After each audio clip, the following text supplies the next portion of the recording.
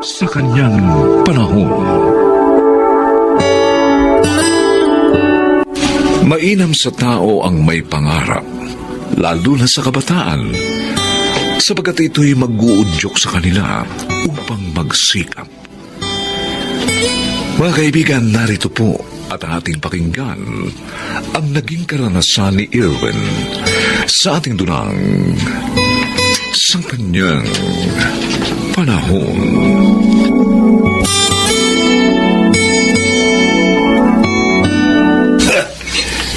Ang sarap ng sabaw nitong nilagang gulay, Sally. Tama-tama sa malamig na panahon. Ang sarap ng pagkatimpla niyo, Nay. Sana magustuhan dito ni Erwin. Ay, may nagbukas po ng pinto. Tiyak si Kuya Erwin na po yan. Erwin, ikaw na ba yan? Papa Roy. O anak, kumain ka na. Masarap ang pagkakaluto ko sa gulay. May saging din tayo, Kuya. Para panghimagas. Kayo na lang ang kumain. Tapos na ako eh. Ba? Tsaka, ano pa ba naman ang isasarap niyan? Lagi na nating ulam yan. Uy, Kuya naman. Saan ka kumain? Sa bahay po ng kaibigan ko, mitsadong bakang ulam.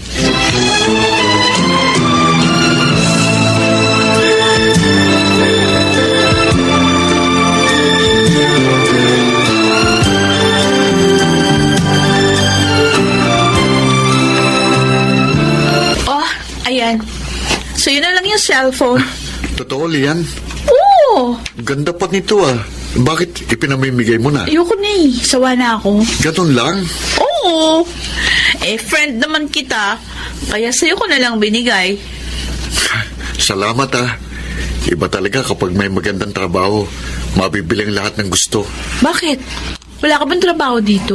Pangisda at pagsasaka lang ang madalas na trabaho ng mga binata rito. Naku, sayang naman ang itsura mo kung mangingisda at magsasaka ka lang. Alam mo bang pwede mong pagkakitaan ng malaki yung itsura mo? Kasi nga gwapo ka. Ha? Oo. Paano? Makinig ka, sasabihin ko sa'yo ha. At kapag pumayag ka, yayaman ka!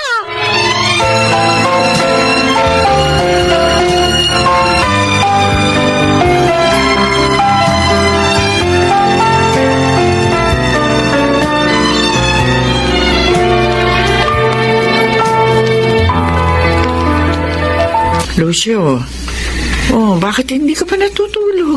Gabing-gabi na. Hinihintay ko si Irwin. Kaya na ginabi na naman yun doon sa bago niya kaibigang mayaman. May kaibigan sa mayaman? Sabi niya. Pero malayo dito yung bahay. Yun nga nagbigay na maganda niyang cellphone. Ay, nako. Anak natin yun, oh. Naiinggit sa mga kabinataan dito na may magagandang gamit. Nagsasawa sa hirap. Pero ayaw naman niyang magsikap upang umasenso. Napapansin ko rin yun eh. Hindi siya dapat ganoon. Dahil hindi darating ang biyaya kung hindi siya gagawa. Kausapin natin siya, Lucio. Ipaalala natin yun sa kanya. Lagi naman natin ginagawa yun. Kaya nga madalas, naiinis na siya. Kahit na, Lucio. Hindi pa rin tayo dapat tumigil sa pagpapaalala sa ating anak.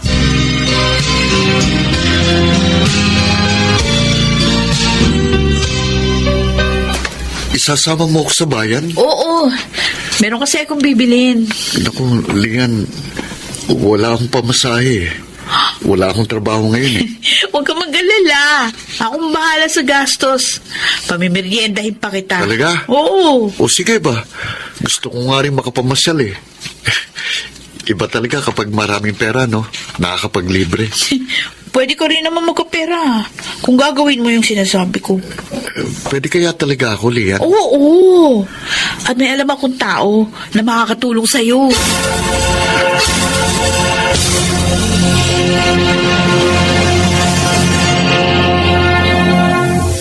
Erwin. Uy, gumising ka na. Bakit po ba tayo? Aga-aga pa. Di ba sabi ko sa'yo, tulungan mo ako sa bukid ngayon. Bumangon ka na dyan. Ngayon na lang, inaantok pa ako eh.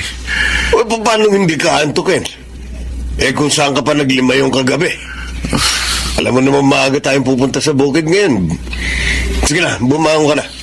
Bago pa ako magalit ng tuluyan sa'yo. O, sige po. Kasar naman.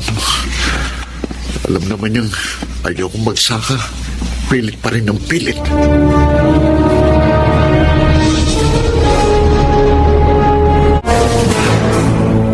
Kuya, sabi ni Inay, kumuha ka raw ng tubig sa poso tapos dali mo sa kusina. Ikaw na lang, Alma.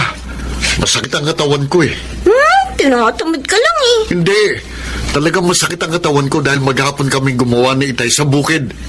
Uy, nakapagpahinga ka naman kagabi ah. Eh, masakit nga talaga ang katawan ko eh. Kaya sige na.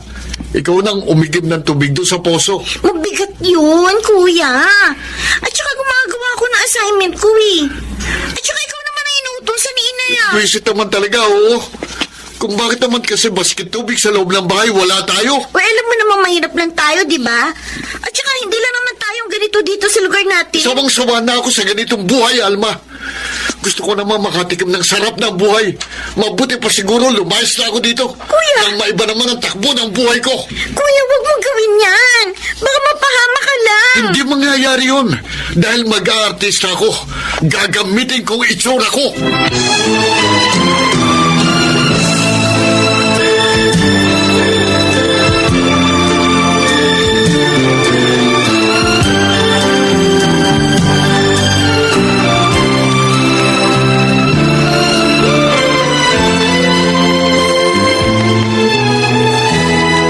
My darling yan! Buti naman dumating ka na! May kasama ka palang pogi. Oh, siya yung sinasabi ko sa'yo na friend ko, Mama Dina. Si Erwin. Erwin, ang nagbibigay ng swerte sa akin, si Mama Dina. Hello po. Hello din, pogi. Gwapo naman pala talaga itong friend mo, Lian.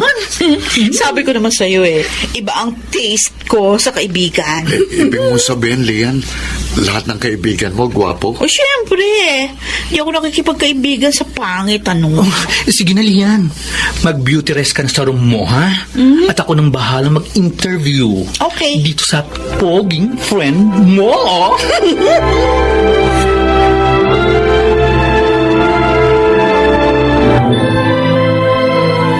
Inay? Tay? Bakit po nangangalumata kayo? Eh, paano? Hindi kami nakatulog kagabi ng tatay mo, Alma. Hinintay namin ang pag-uwi ng Kuya Erwin mo. Ay, hindi po siya umuwi kagabi. Oo, anak eh. Hanggang ngayon, tanghali na. Wala pa rin siya. Naku, Nay. Tay. Baka po tinutuon ni Kuya yung sinabi niya sa akin. Na kapag nainis daw siya, maglalayas siya. Yan ang nga naiisip ko, anak eh. Dahil wala siya sa mga kaibigan niya na magpunta ako roon. Ano ba naman si Kuya? Nagbigay pa ng problema?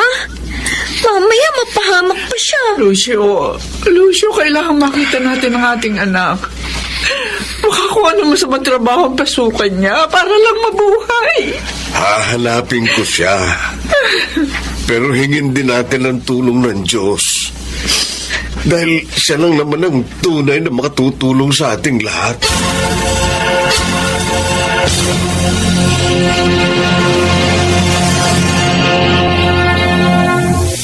Dina, ang gaganda ng mga damit at sapatos na binili mo para sa akin. Lahat branded. Ngayon lang ako makapagsusuot ng ganito.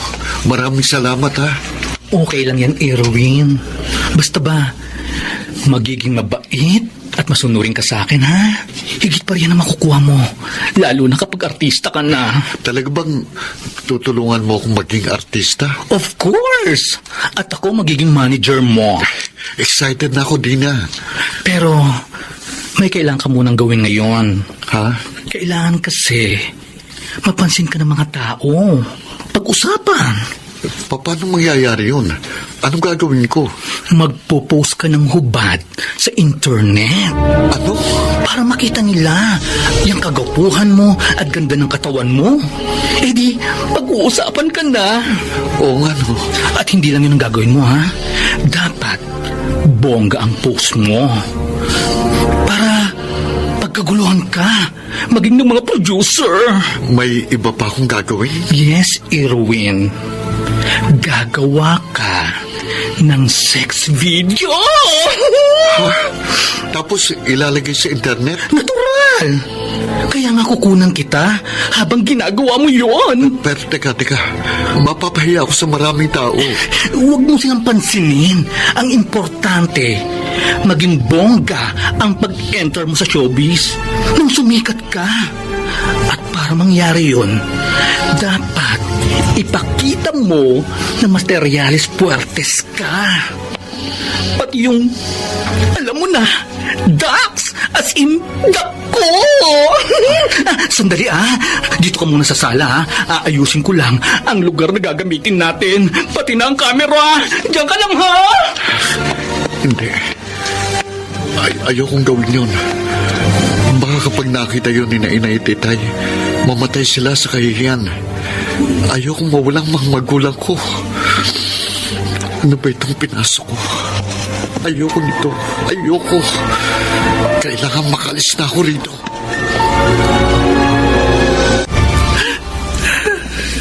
Umiiyak ka na naman, Sally. Ilang araw na wala ang panganay natin, Lucio. Hindi natin alam kung nasaan na ba siya. Ano na nangyayari sa kanya? Lucio, sobra ako nag-aalala kay Erwin. Ako rin naman nag-aalala sa kanya. Kaya nga sabi ko sa iyo na isama natin siya sa ating mga panalangin sa Diyos. Dahil ayokong may masamang mangyari sa kanya. Nay? Sige. Erwin! Erwin! Anak! Okay, salamat at nagbalik ka. Inahitay. Patawarin niyo po ako. Naging padalos-dalos ako, kaya muntik na po ako mapahamak. Oh, Diyos ko. Bakit, anak? Anong nangyari sa iyo? Nakakilala po ako ng isang tao na tutulungan daw akong maging artista. Yung pala, gusto kong pagawin ng sex video para i-post sa social media. Ano? Buti hindi ka pumayag, anak. Kaya ka ba narito ngayon? Opo, naalala ko po kayo, Itay. Nay, at ang kahiyang sasapitin natin. Kaya dali-dali po akong umalis sa bahay niya. Sorry po. Pangako, lagi ko na pong susundin ang mga pangaral niyo. Magiging kontento na po ako sa kung ano meron tayo. At magsisikap upang umasenso sa buhay.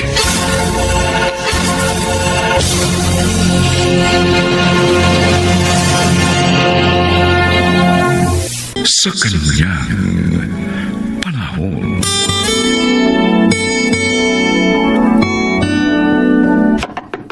Hilda! Oh! Hilda, ano ba? Buksan mo ka ako tong pinto! Silihan mo! Ito na naman tong matandang to. Siguradong ma-high blood na naman ako. Ano ba? Diyan na! Maghintay kayo, pwede? Tagal mo buksan ang pinto. Naririnig mo naman ako tumatawag sa labas. O kayo naman, sigaw na walang katuturan. Bakit kasi ayaw mo sundin yung sinasabi ko sa'yo? Pumunta ka sa kanto dahil nakakamada na yung mga karton doon. Dalhin mo sa bodega ni Mang Goryo, ipakilo mo. Tapos kunin mo yung bayad. Magagandang klase ng karton yon, kaya mahal ang mga yon. Naku, inay, dekada 80 pa yung sinasabi niyong bilihan ng kanto sa kanto. At si Manggoryo, dekada 90 naman, nung mamatay dahil sa diabetes. Ay, bakit ba naman kasi ayaw mo akong paniwalaan Nagkukunwali lang kasi kayo nag-uulyanin. Pwede ba? Umalis-alis na nga kayo dito? O gusto niyo bang hilahin ko kayo palabas? Sige na, umalis na kayo! Pikot na ako sa mga kalokohan niyo! Iwan niyo na ako!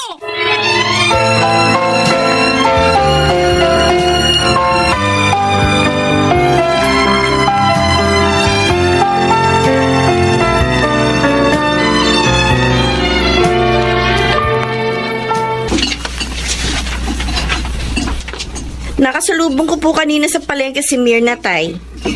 Iyak na naman ang iyak. Ginulo na naman daw po siya ni Chiang Maria dun sa tinitirhan niya.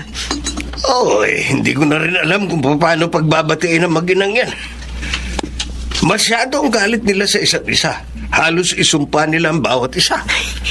habang dumaraan ang mga araw, parang lalo naman pong tumitigas sa mga kalooban nila. Hanggat hindi sila umaamin sa kanilang mga pagkukulang, hindi talaga sila magkakapatawaran.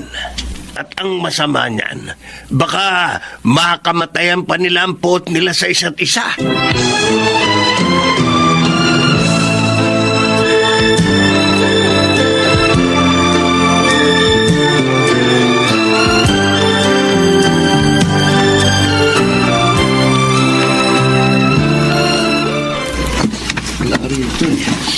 O ano, Kuya Ronald?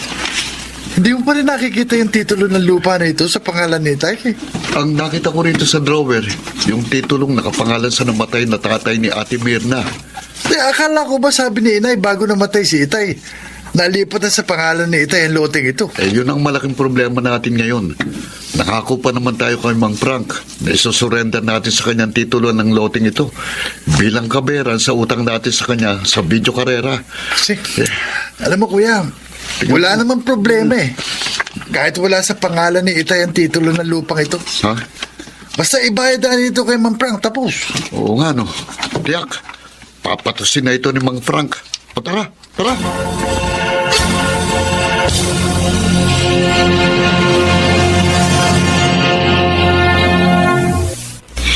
Hanggang kailan ba ninyong titikisin ang isa't isa ni Tiang Maria, ha, Mirna? Kahit paano, apektado kami ni Itay sa mga nangyayari sa pagitan ninyong mag-ina. Hindi lang naman yung pagkukunwari niyang pag-uulyan ninyong kinamunguyan ko sa kanya, Nida. Pero maraming taon na ang lumipas. Matagal nang patay ang anak mo. Baka pwede mo nang ibigay sa kanya ang iyong kapatawaran. Hindi maburas sa isip ko yung nakaraan. Nung itinirik ng anak ko ang mga mata niya dahil sa taas ng lagnat, humingi ako ng tulong sa kanya, tinalikuran lang niya ako. Wala daw siyang pera. Samantalang nagkakamal siya ng pera ng panahon na yun dahil malakas ang negosyo niya sa pamimili ng mga karton sa kanto. Basta ako, ha, ipagdarasal ko pa rin ang pagkakasundo ninyo mag-ina. Kung hindi niya kami tiniis ng anak ko ng oras na yun, sana hindi namatay ang anak ko sa aking mga bisig. Baka naitakbo ko pa siya sa ospital. Sana baka nung mga panahon na yun ikasakasama ko at mabubuo kami ng pangarap ng aking anak. Nauunawaan naman kita sa parting yun, Mirna. Dama ko ang nararamdaman mo. Tsaka hindi niya dapat ginawang batayan yung pagiging dalagang ina ko. Para itakwil din niya ang aking anak. Dahil kung meron mang dapat na lumingap sa amin nung mga sandaling yun, walang iba kundi siya. Dahil siya ang aking ina, dugo niya ako at laman.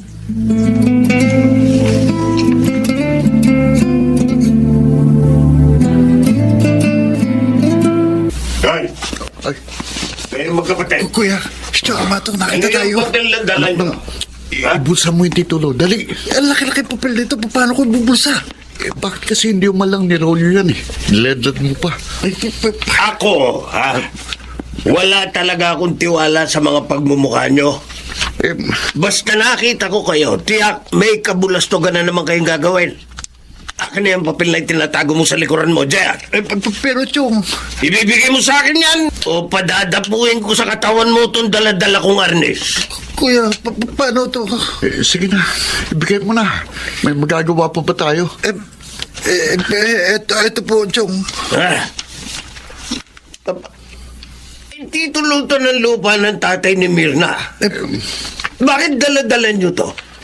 Anong balak nyo sa titulong ito? Sumagot kayo ng maayos. Chong.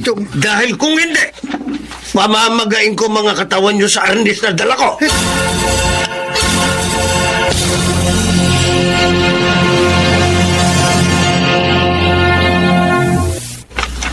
Kung kailan lang yung pensyon na nasa ATM ng Tiang Maria mo ang isinanla ng mga mokong na yon. Ngayon naman itong titulo ng lupang tinitira nila ang itatapal sa malaking utang nila kay Frank sa video karera. Ay buti na lang naharang ko. Nabawi ko sa kanila itong titulo. Naku, Tay, talagang hindi titigil sa kabulastugan ng magkapatid na yon. Lalo na, lulong na sila sa kasusugal. Kaya maghahanap at maghahanap ng paraan ng mga yon kung paano magkakapera. Kaya totoo yung sinasabi ni Mirna na nang mag-asawa sa ikalawang pagkakataon ng Tiyang Maria mo, nagsilang lang ang nanay niya ng mga taong puro kabusitan lang ang ihahasik sa mundo.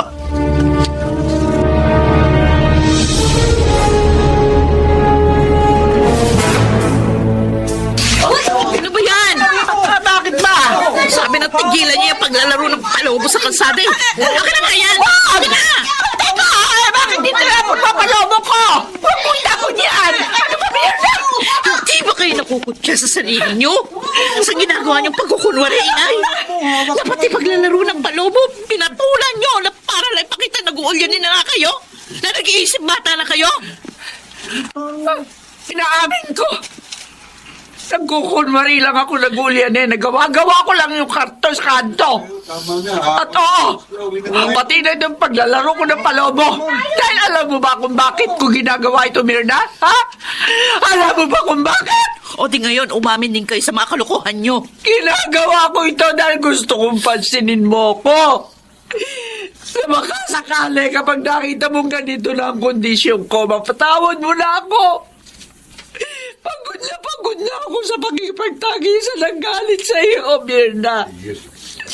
Hanggang kailan mo ba ako mapapatawad sa mga pagkakamali ko? Hirap na kalooban ko. Ayoko na. Hindi ko na kaya. Kayanin niyo. Kayo nag-umpisa niyan. Kung ano man yung sakit ng kalooban na dinaranas niyo ngayon, dapat niyo lang yung maramdaman.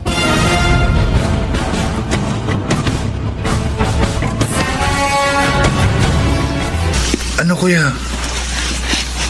Magmamasta na lang ba natin sa ganyang kalagayan si inay? May magagawa rin ba ako kung ayaw niyang kumain? Ayaw rin niyang padala sa ospital dahil ayaw na rin daw niyang mabuhay. Panay ang banggit niya sa pangalan ni Ate Mirna. Sunduin mo kaya, kuya? Hindi sasama sa akin yun. Alam mo namang sukang-suka rin sa ating dalawa yun eh.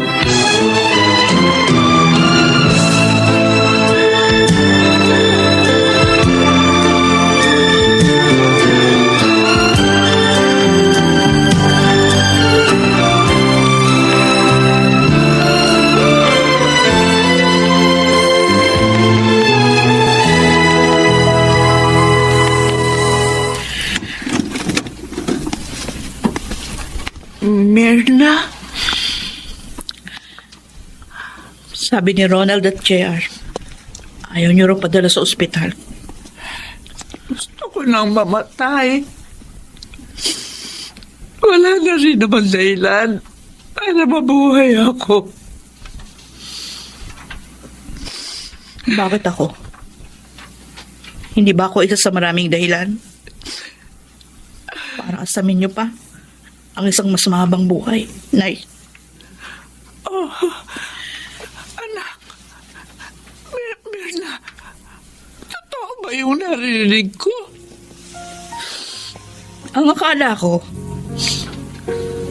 ang hindi ko pagpapatawad ang magbibigay ng hustisya sa mga sakit na naramdaman ko sa mga nangyari sa pagitan nating dalawa.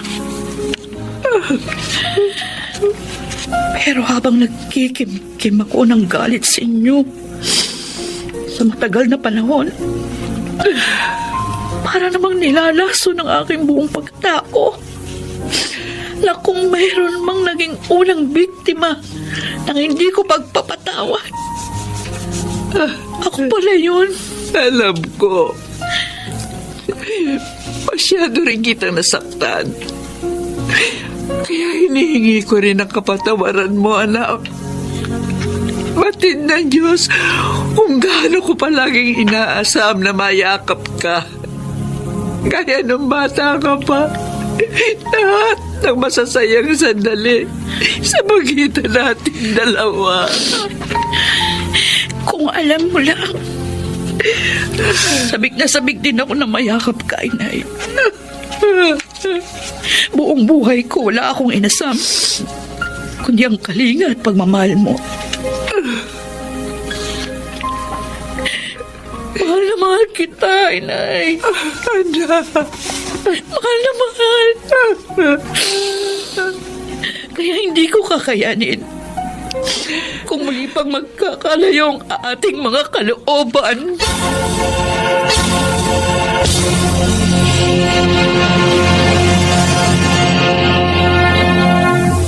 Sa kanyang panahon. Gaano nga ba kadaling tanggapin sa sarili ang isang kasalanan? Gayon din ang pakumbabang paghingi ng tawad.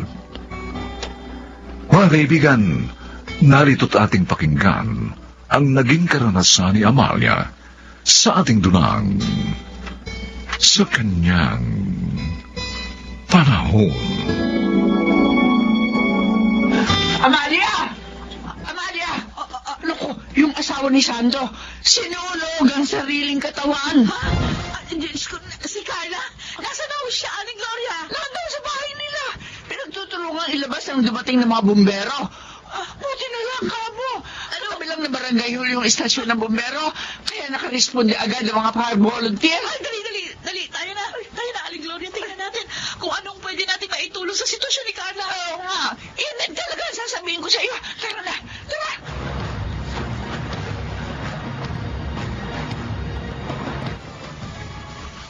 Sira ulo talaga ang babaeng yun eh. O di sa akin na naman isisisi ng mga tao yung pagsunog niya sa sarili niya. Samantalang wala naman akong kinalaman sa ginawa niya. Nasa ospital pa rin daw si Carla, Andre. Oh, At alam mo ba kung sino nagbabantay? Si Amalia, yung dati mong kinakasama na taga doon sa dulong Eskinita. O di ba? Siyang naging dahilan ng paghihiwalay ng mag-isawa. hindi ko rin alam kung anong gustong palabasin ng babaeng yun eh. At sumausaw pa sa kababaho ni Carla. Pero Andre, hindi ka pa naawa sa asawa mo? Sunog daw halos ang itaas ng bahagi ng katawan. Yun ang problema niya ngayon. Yung nabuhay pa siya. Oh, magsisilbi siya ngayong patay na buhay dahil sa kalokohan niya. Hindi mo man lang ba sa sisilipin sa ospital? Hindi na. Baka umasa pa yun, babalikan ko siya. Saka hiwalay na kami. Kaya wala na kaming obligasyon sa isa't isa.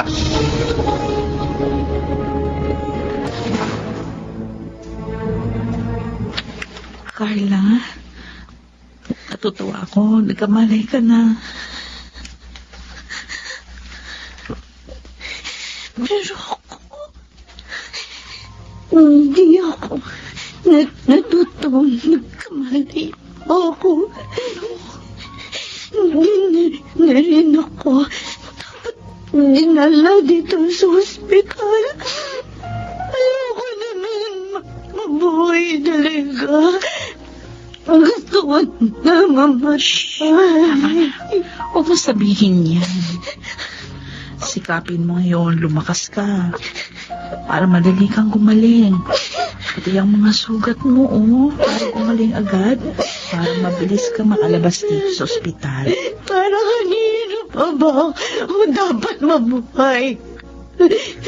Magmula na mamatayan ako naman na sa akin sa nabupunan. Magmula na iwan ako ni Santo. Mula na maaraw na ngayon, namatay na rin ang buong pagkatao ko. Kung sabihin ko ba sa'yo, nandirito ako para sa'yo. Hindi kita iiwan ka. Pangako. Hindi ako aalis sa tabi mo. Kung akala mo, makarama pa ako ng pag-asa tulad na iniisip mo. Kamali ka. Iwan mo na ako. Huwag ka na makabalik pa.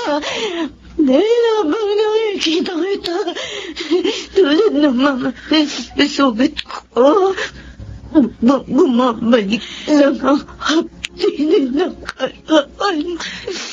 Handa akong ibigay sa'yo ang buhay ko na buong buo. Hindi ako magdadalawang isip na pagsilbihan ka. Kaya huwag mo naman akong pagtabuyan. Sa ganitong paraan lang ako makakabawi ng mga nalari ko sa aking konsensya. Sa ganitong paraan lang.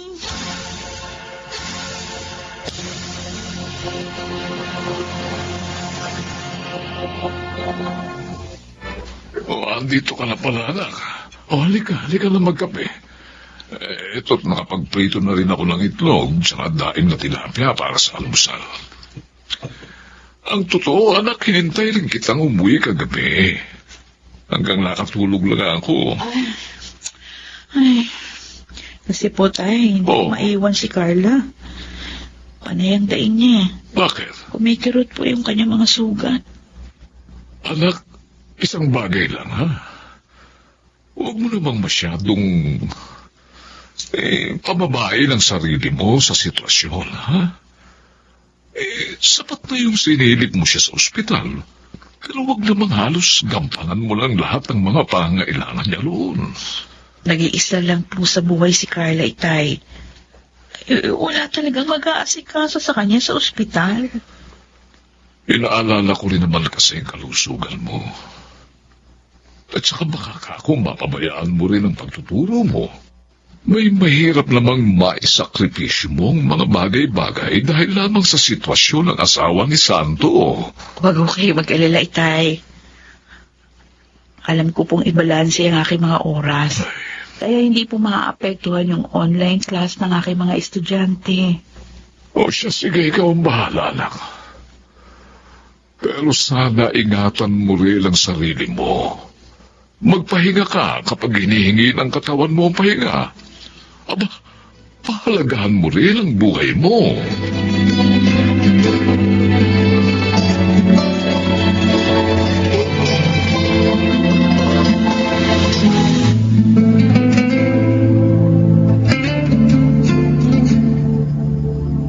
Hoy, lalaki!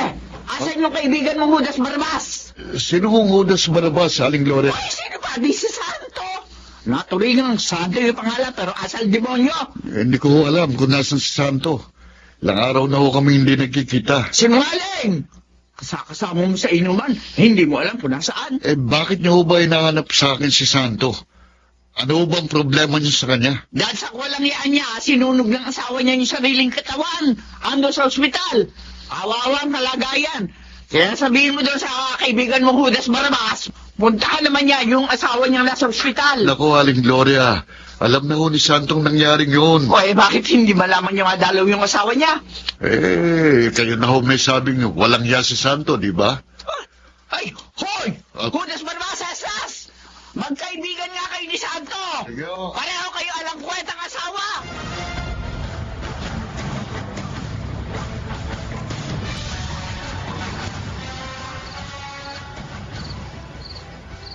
Talaga bang hindi mo ako titigilan ng kasusunod mo, Amalia?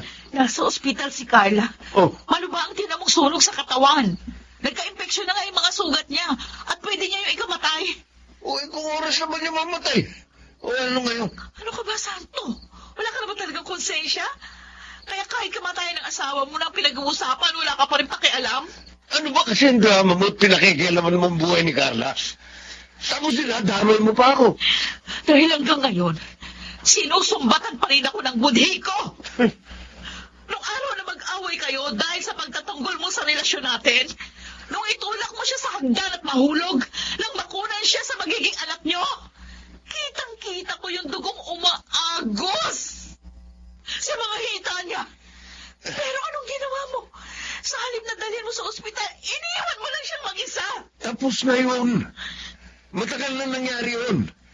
Parang tayo, di ba? Tapos na tayong dalawa, pero bakit ayaw mo pa rin akong tantanan? Siguro nga, dahil magkaiba tayo, Santo. Kung wala ka nang natitirang konsensya sa pagkatao mo, ako meron pa. Nagbigay na ng taning ang doktor sa mga araw na pwede pang itagal ng buhay ni Carla. Kung wala ka nang konsensya, sana lang umiral pa sa'yo ang pagiging isang tao.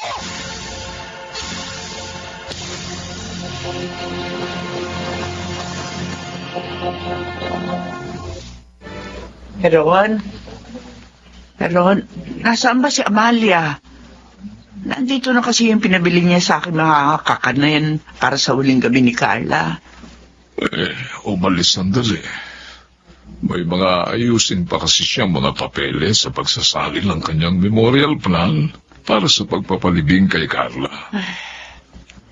Napakabuti ni Amalia. Hanggang sa huling sandali, tinupad niya yung pangakong hindi niya iiwan si Carla. Naligaw lang ng landas ang anak ko.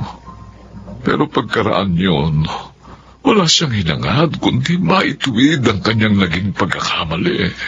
Sinubok lamang siya ng mga pagkakataon, Heron. Ang mahalaga, hindi nawala sa puso't isip niya ang kabutihan. Nanatili siya mapagkalinga sa kapwa, lalo na kay Carla.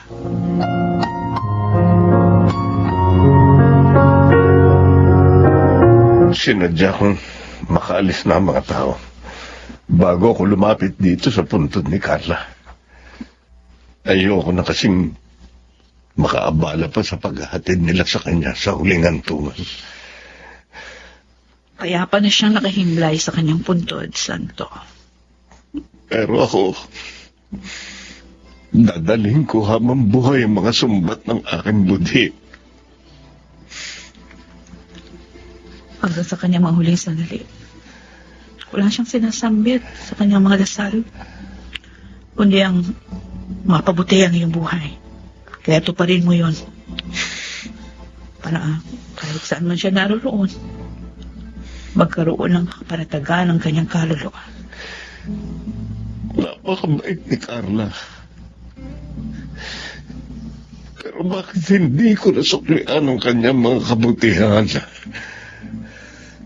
Hindi naman laging nasa huli ang pagbabago. Kaya huwag mong sayangin ang darating pang mga panahon.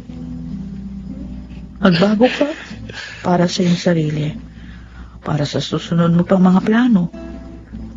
Sikapin mong maging tapat ang laman ng iyong puso.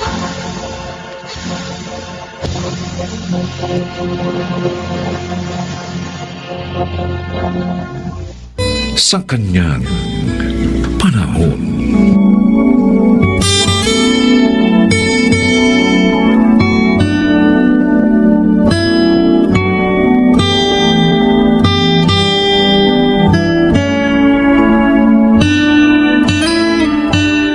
Ito pala si Trixie. Oo, Tessie. Ang ganda niya, di ba? Oo. Pero siya kaya talaga yan? Kasi alam mo naman sa internet, kahit pangit, pwede nang pagandahin. Alam ko yun. Pero sure ako na si Trixie talaga yan. 5 buwan na rin kaming magka-chat at maraming beses ko na siyang nakita sa video call. Mabuti naman.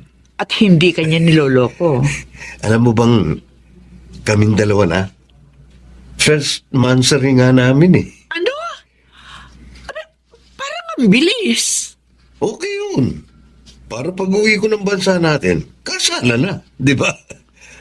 Ay, kaya nga pala kita pinuntahan kasi kukuha ako ng alahas sa'yo. Oh?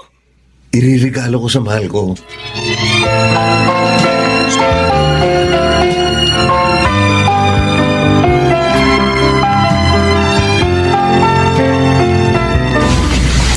Ang ganda talaga nitong hikaw at kwintas na bigay sa akin ni Berong. Jack na mahal ito. Patay na patay talaga sa akin ng matanda. At inggit naman ng mga kaibigan ko. Dapat lalo ko pa siyang i-chat at tawagan. Para lalong mahulog ang loob niya sa akin. Para isipin niya na mahal ko siya. Sa ganun, ibibigay yung mga hihingin ko. Ay, may text sa cellphone ko. Ang pinagsanlaan namin itong bahay at lupa namin. Naniningil na siya. Ano kayong dapat kong gawin? Alam ko na. Sasabihin ko kay Berong ang tungkol dito. Sana bigyan niya ako ng pangtubos sa lupa namin. Oh, Susi, bakit ka malungkot? Hindi mo ba nakausap ang Kuya Berong? Nakausap po. Pero wala raw pong pera ngayon si Tio. Ha? Bakit siya nawala ng pera? Ngayon lang naman tayo lumapit sa kanya dahil nga nagkasakit ako at napinsala pa ng bagyo ang mga ani nating pananim. Tay, pinadala raw po niya sa nobya niya eh. Yung nakilala niya sa FB? Opo. Naku, talaga nahulog na ng gusto ang loob ni Kuya sa babaeng yun ah. Pinadadalan pa niya ng pera ngayon? Humingi raw po ng tulong sa kanya na matubos yung bahay at lupa nilang nakasangla. Ganun ba? Siguradong malaking halaga yun. Sobra naman siya. Hindi pa nga sila nagkikita ng personal ni Kuya. Hiningan niya na ng ganun? Nag-aalala po ako, Itay. Baka po piniperahan lang ng Tracy na yun si Tio. Nakita ko po yung picture niya eh. Parang anak na lang po siya ni Tio. Posible nga yun kung ganun. Paano kaya natin matutulungan ng kapatid ko?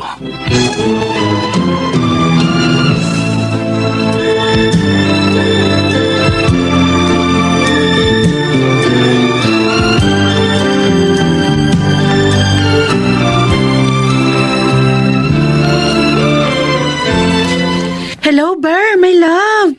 Mabuti naman tumawag ka. Miss na kasi kita eh. Kaya pagkatapos ko sa trabaho, tinawagan na kita. Pasensya na kung naistorbo kong tulog mo. Ay, hindi. Ano bang istorbo? Hindi ka naman nakaka-istorbo sa akin eh. Ang totoo, hindi nga ako makatulog eh. Ay, naaalala kita. Oo. Alam mo, kung pwede lang umuwi ako ngayon dyan, uuwi na ako. Para mapakasalan na kita. Nang hindi na tayo magkahiwalay. Talaga? Pakakasalan mo talaga ako ha? Oo, mahal ko. Dahil ikaw ang gusto kong makasama habang buhay. Bakit? Ayaw mo ba? Hindi ka pa ba sigurado sa damdamin mo sa akin? Ay, sure na. Kaya lang, gusto ko sana bago ako mag-asawa, maipagawa ko muna itong bahay namin. At mapatayuan ko ng maliit na business ang parents ko. Para naman maiwan ko sa kanila. Lalo kitang minahal dahil sa sinabi mo. Hindi ka lang pala basta maganda. Mabuting anak pa. Kaso lang, hindi ko pa magawa yun. Wala pa akong ipon eh. Maliit lang kasi ng sweldo ko, kaya hindi ako makapagtabi. May naisip ka na bang negosyo para sa kanila? Meron na. Pera lang talaga ang kulang. Hindi problema yan. Padadalhan kita. Totoo, Bear, my love. Sabi. Para maipagawa mo ng bahay niyo at maipatayo mo na ang business para sa parents mo. Ay, thank you. Thank you, my love.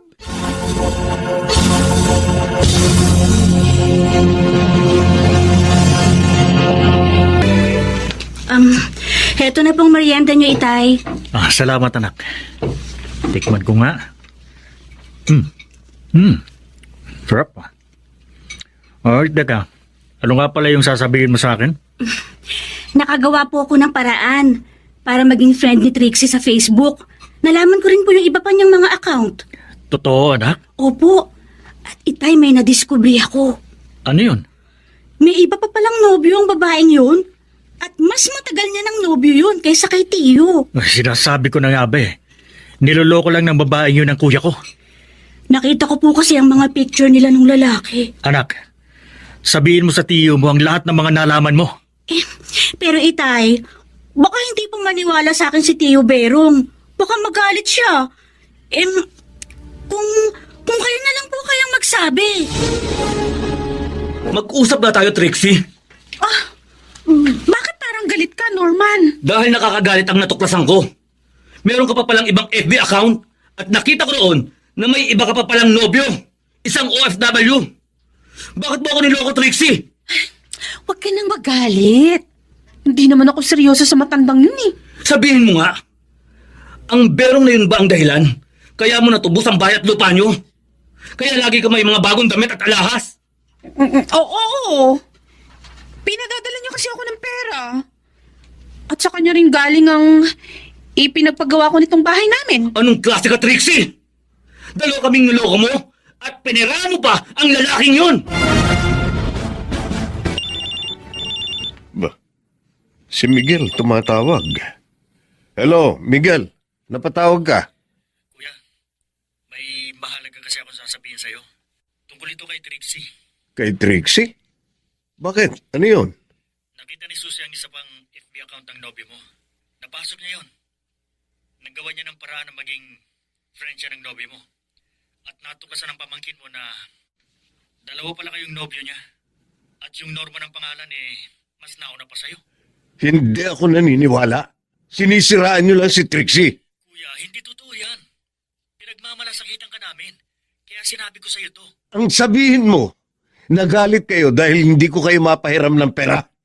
Kaya sinisiraan niyo siya. Kuya, ganyan ka na ba nabola ng babae yun? Kaya pati ako ng kapatid mo at ang pamangkin mo, pinag-iisipan mo na masama.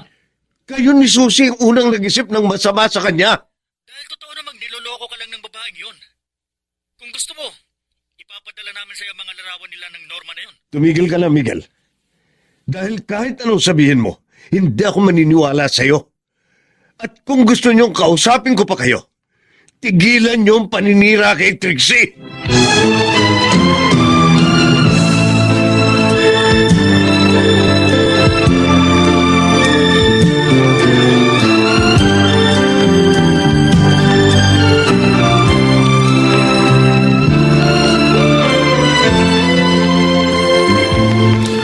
Magandang araw po, Mang Berong.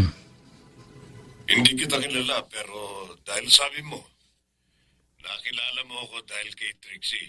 Kaya pumayag akong kausapin ka. Sino ka ba? Ako po si Norman. Norman? Opo. Nobyo rin ni Trixie. Hindi. Yun po ang totoo. Dahil tayong dalawa, sabay na niloko ng babaeng yun.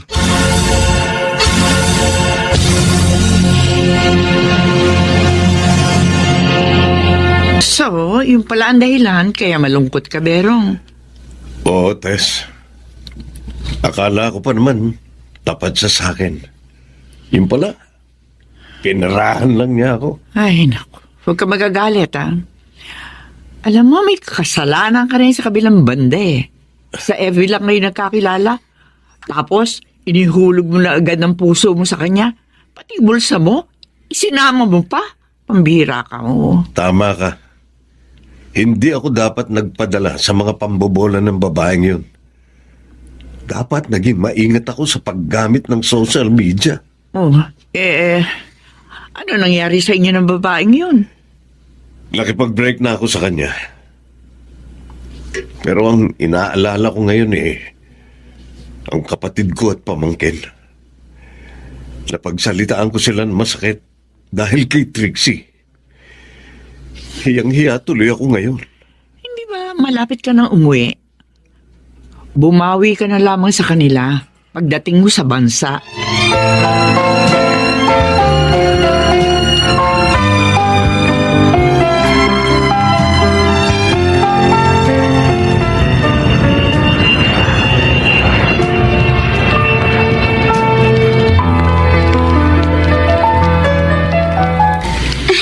Ang dami niyo pong dala, Tio Berong.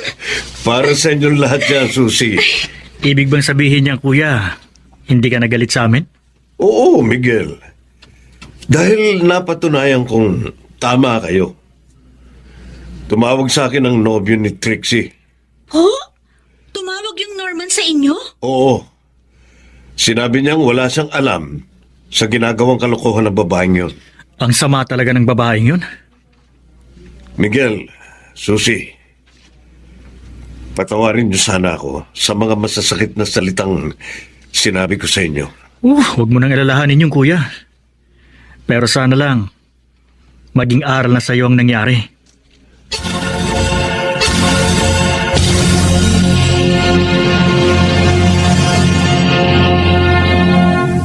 Sa kanyang panahon, gaano nga ba mahalaga ang pagkilala sa sariling katatagan at pagbibigay halaga sa dignidad. Mga kaibigan, narito at ating pakinggan ang naging karanasan ni Laura sa ating dunang sa kanyang panahon.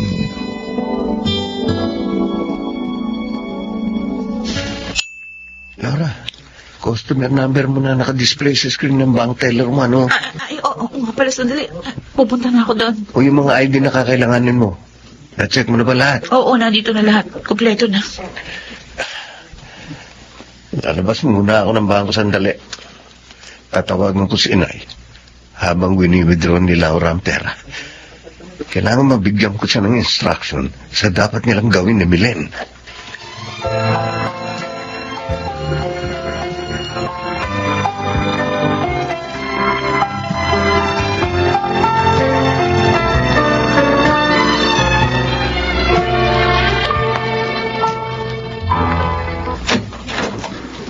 Oh, Nay? Bakit kayo nag-i-empake ng mga damit nyo? May nangyari ba? Ano ba problema? Lilipat tayo ng bahay. Kaya impake mo na rin ang mga damit mo. Dalian mo. Pero kung lilipat lang natin dito mag-aanim na ban pa lang po tayo nangungupahan sa lugar na to. Sika, di po ba ikakasal si Charlie kay Ate Laura? Ano nga maraming tanong pa? Pamilya, basta bit-bitin mo na mga damit mo. Dahil kapag tumawag uli ang Kuya Charlie mo, kailangan nandoon na tayo sa lugar na sinasabi niya.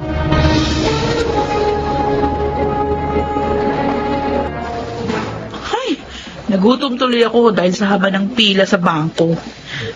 Pero bago tayo humanap ng restaurant na makakainan natin, magsisian muna ako. Punong-puno na kasi yung pantog ko. Jingle na ako. Sige. Ihintayin na lang kita rito. Teka, buti pa, akin na yung bag mo. Ako na magdadala. Baka maiwan mo pa kung saan niya sa loob na CR. Pati 500,000 kawi-withdraw mo lang, batangay pa na kung sino. Oo nga, mabuti pa nga siguro. May malilimutin nga ako eh. Basta, hintayin kita rito sa harap ng stall na to, ng ice cream. Oh, Kita mo naman agad ako rito paglabas mo ng CR eh. Sige na, mag-CR ka na. Gutom na rin ako eh. Para makakain na tayo.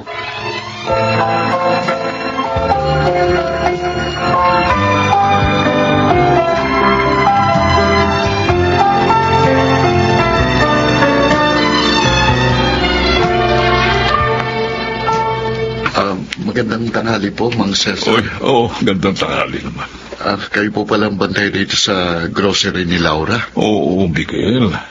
Nagpunta kasi sa bangko si Laura para mag-withdraw ng perang gagamitin nila sa kasal nila ni Charlie. Kanina pang umaga sila umalis eh. Tuloy na po palang pagpapakasal nilang dalawa. Ay, naku ako man. Nabilisan din sa mga pangyayari dahil ilang buwan pa lang ang relasyon nila. Pero ganun pa man, hindi na rin ako tumutol. Talaga ako nasa wastong edad na sila para magpakasal.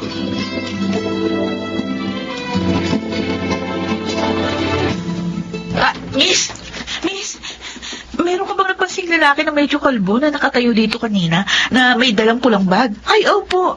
Ay, mamadali pong dumiretso sa exit nitong mall. Tapos, pagkalabas niya, nakita ko siya, sumakay agad ng taxi. Ay, Diyos ko! Ang pera ko! Ayoko isipin tinangay ni Charlie ang pera!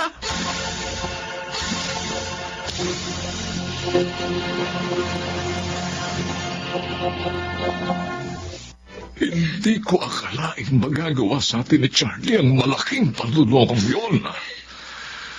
Napakabuti ng pakikitungo niya sa atin. Kaya naman ibinigay ko rin sa kanya ng buong-buo ang aking pagtitiwala. Pinlano ni Charlie ang pagtangay sa perang winidraw ko sa bangko, tay. Ako.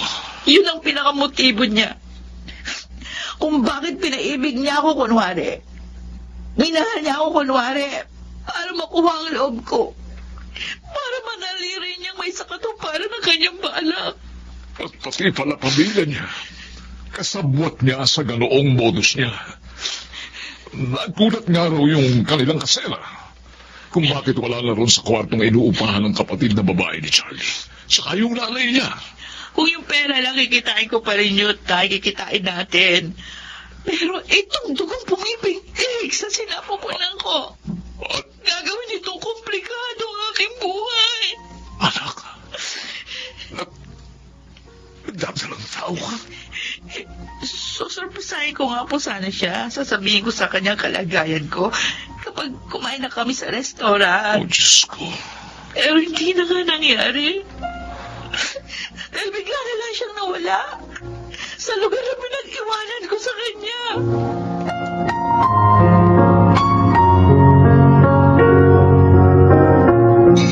Ano ka, Mamilen? Bubukod ka ng tirahan? Hihiwalay ka na sa amin ng Kuya Charlie mo? Ayoko na ng ganitong buhay na palipat-lipat, patago-tago, Nay. Bakit, Milen? Ano ba problema mo? Wala ka namang gagawin kundi ang sumunod lang sa amin ni Inay. Yun na nga, Ha? Kuya. Ayoko na maging sunod-sunuran sa mga maling diskarte niyo ni Inay. Dahil sa mga nakikita ko sa inyo, parang hindi na rin ako makapag-desisyon ng tama. At yun ang kinatatakot kong mangyari. Yung tanggapin ko na rin tama ang mga maling ginagawa ninyo. Hanggang mapariwara na rin ang buhay ko. Kung magsalita ka, parang hindi ka nakapagtapos sa pag-aaral, kundi dahil sa perang nanggagaling sa kuya mo. Ang sa akin lang naman po, hindi naman po tama na dahil sa sobrang desperado na kayo sa kahirapan, makukompromiso na rin pati ang inyong mga pangangatwiran. Ay, sige na. Hayaan nyo ng babaeng yan. Kung gusto niyang magsarili, di sige. Tingnan natin kung hanggang saan siya dadalhin ng mga prinsipyong ipinaglalaban niya.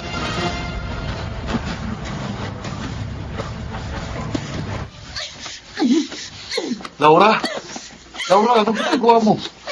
Bakit mo sinasaktan ng sarili mo? Gusto kong mamatay ang sanggol na nasa sinapupunan ko, Miguel. Ano? Dahil kung patay na siya, makakapagsimula uli ako ng buhay na normal.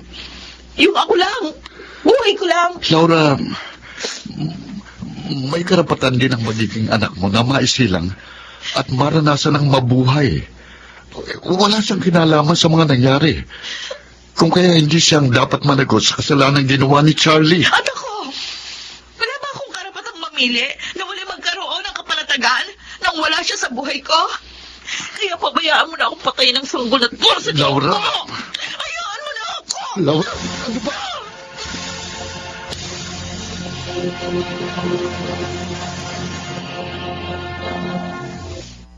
Nagbalik ka ba?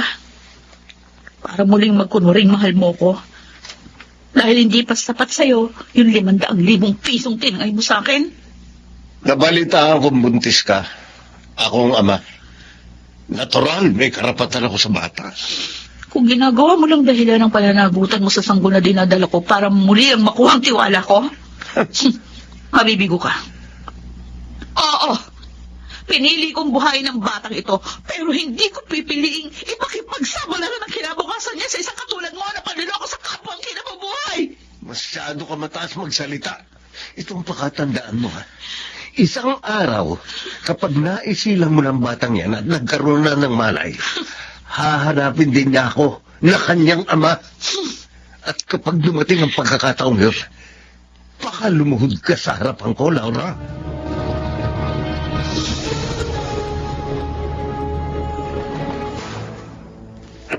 Milen! Aba, Milen! boses yun na inaya.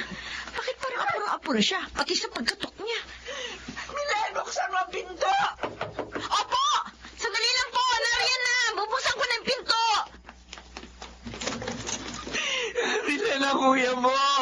Nahuli sa isang entrapment ng mga pulis samantalang nagbebenta ng bagong titulo ng lupa. Oo! Ano gagawin ko ngayon, anak? Ano na mangyayari sa akin? Paano na ako mabubuhay? Inay, narito naman po ako. Hindi ko kayo pababayaan. Kaya wala po kayong dapat ipangamba. Pero ang kuya mo, ano na lang ang magiging kalagayan niya kapag nakulong siya? Masakit man pong tanggapin. Pero siguro, doon na po talaga humantong ang mga sitwasyon para maituwid ni Kuya ang kanyang mga pagkakamali.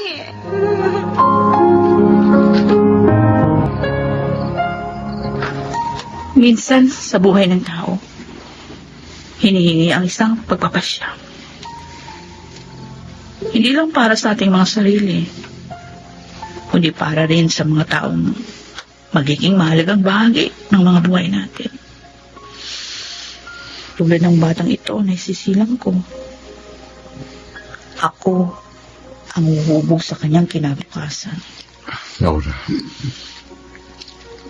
At alam mo ba, Miguel, kung ano ang tanging hiling ko sa Diyos? Ang ako ay kanyang gabayan para magawa ko ng tama at maayos ang aking tungkulin bilang kanyang ina. Laura, kapag mabuti naman ang mga hangarin, nagiging mabuti rin ang resulta ng mga bagay-bagay. Katulad mo rin na ang kapakanan ko ang palaging iniisip, Miguel. Kasi makabata pa tayo. Mahalaga ka na sa akin. At hanggang ngayon, nabubuhay pa rin akong kasama ka sa aking mga pangarap. Maraming salamat sa mga pagmamalasakit at kabutihan mo sa akin. Kailanman, hindi mo ko iniwang nag-iisa, bigo, at nagugulo ka ng isip. Ikaw ang palaging naroroon sa mga sandaling tila baguguho na ang aking mundo. Palagi at palagi kitang hahanapin para pasalamatan.